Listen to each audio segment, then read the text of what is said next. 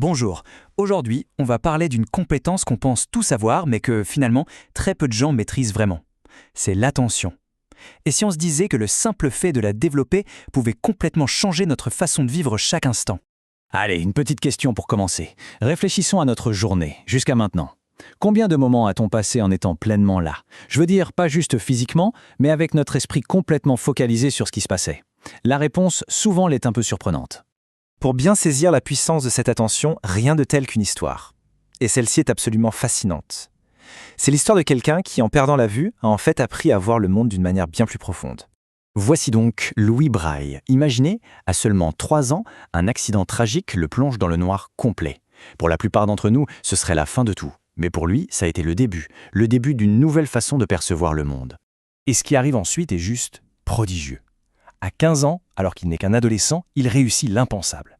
Il met au point ce fameux système de points en relief qui allait, littéralement, ouvrir les portes de la connaissance à des millions de personnes aveugles à travers le monde. Mais alors, c'était quoi son secret? Ce n'était pas de la magie, non. C'était une compétence, mais poussée à un niveau extrême, une attention extraordinaire. Il a dû concentrer toute sa perception sur le sens du toucher, et il a développé une sensibilité que la plupart des voyants ne peuvent même pas imaginer. Il percevait des choses que tout le monde ratait. C'est ça, le vrai super-pouvoir de l'attention.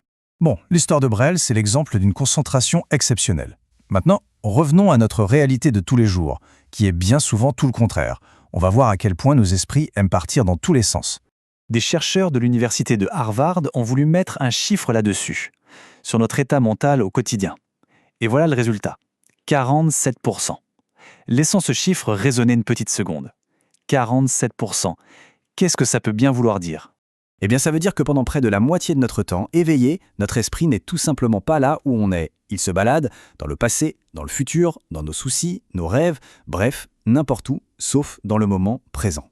Le point crucial, il est là. On vit quasiment la moitié de nos journées en mode pilote automatique. On fait des choses, on a des conversations, mais sans être vraiment là, sans être engagé. C'est une part énorme de notre existence qui nous file entre les doigts.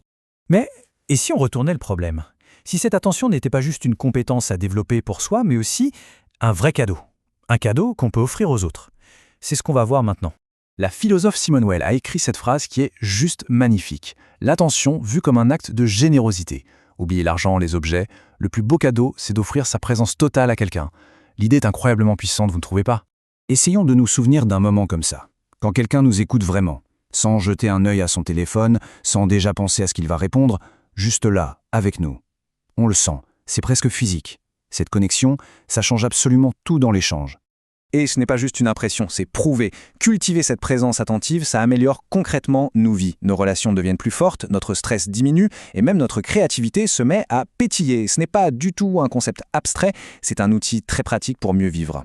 Allez, on attaque la dernière partie et c'est la plus importante. Parce que la super bonne nouvelle dans tout ça, c'est que l'attention, ce n'est pas une fatalité, ce n'est pas un truc qu'on a ou qu'on n'a pas. C'est un muscle. Ça vient complètement casser une idée reçue très tenace. Non, l'attention n'est pas un don du ciel réservé à quelques chanceux. C'est une compétence qui se travaille. C'est un effort conscient qu'on peut choisir de faire. Et comme pour tout, plus on s'entraîne, plus on devient fort. William James, un des pères de la psychologie moderne, l'aurait déjà compris il y a plus d'un siècle. Il disait que l'acte fondamental, ce n'est pas d'avoir de l'attention, mais de faire l'effort de la maintenir. Le mot-clé ici, c'est effort. C'est un choix actif, un acte de volonté. Donc, le message final à retenir, c'est celui-ci. Notre capacité de concentration n'est pas gravée dans le marbre. C'est une ressource qu'on peut cultiver, qu'on peut faire grandir. Chaque fois qu'on choisit de ramener doucement notre esprit à l'instant présent, on fait une répétition de plus, on renforce ce fameux muscle de l'attention. Et pour finir, une petite question à garder avec soi. Essayons d'identifier juste un moment dans notre journée, même tout petit, où l'on arrive à être pleinement présent. Est-ce que c'est en buvant son café le matin, en écoutant une chanson, en marchant? Peu importe, cet instant-là, c'est notre point de départ. C'est à partir de là que tout peut commencer. Merci pour votre attention.